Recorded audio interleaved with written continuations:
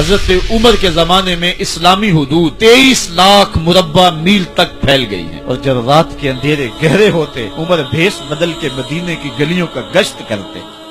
کہا تمہارے گھر سے دھواں نکل رہا ہے اور بچے رو رہے ہیں، ان کو کھانا کیوں نہیں دیتی؟ کہنے لگی عمر کی جان کو رو رہی۔ عمر کے پاؤں تلے سے زمین نکل گئی۔ کہا کیا ہوا؟ کہا 3 دن سے ہمارے ہاں کھانے کے لیے کچھ نہیں ہے، روزانہ بچے روتے ہیں اور میں ہنڈیا کے اندر پتھر ڈال کر کے نیچے سے آگ ڈالتی رہتی ہوں کہ بچے انتظار کر کر کے سو جائیں گے، کم وقت سو بھی نہیں رہے، اور وہ پتھر پکیں گے بھی کیا، اور میں عمر کی جان کو رو رہی ہوں۔ حضرت عمر کا کلیجہ دہلنے لگا، فوراً پلٹے واپس بیت المال میں آئے، گھی کا ایک کنستر لیا، آٹے کی بوری لی، مرچ مسالہ جات بہت کچھ اٹھایا، اپنے کندھے پہ رکھا، بوری اپنی کمر پہ لا دی۔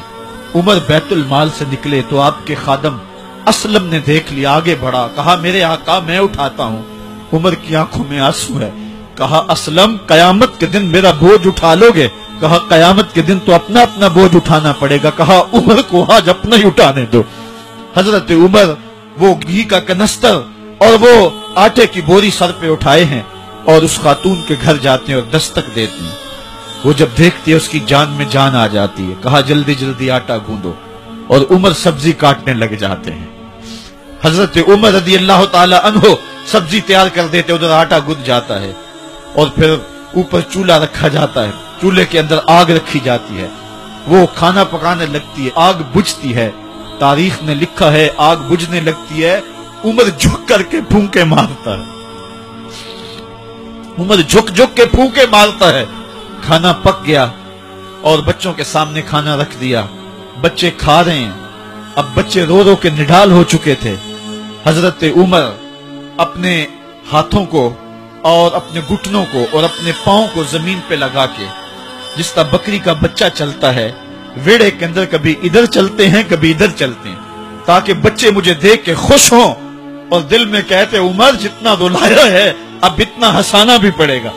تو کبھی عمر امیر المومنین، یہ میں کسی آج کے جو ہے وہ لوگوں کے ووٹوں پہ منتخب ہونے والے حکمران کی کہانی نہیں سنا رہا، میں اس عمر کی کہانی سنا رہا ہوں جو 23 لاکھ مربع میل کا حکمران ہے، آدھی دنیا کا بادشاہ ہے۔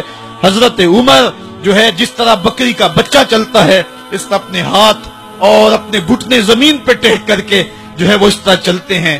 بچے عمر کو دیکھ کے مسکراتے ہیں۔ جب بچے مسکرانے لگے تو حضرت عمر نے اس خاتون سے کہا بڑھیا عمر کو معاف کر دے۔ اس نے کہا تو اتنی ہمدردی کیوں کرتا ہے؟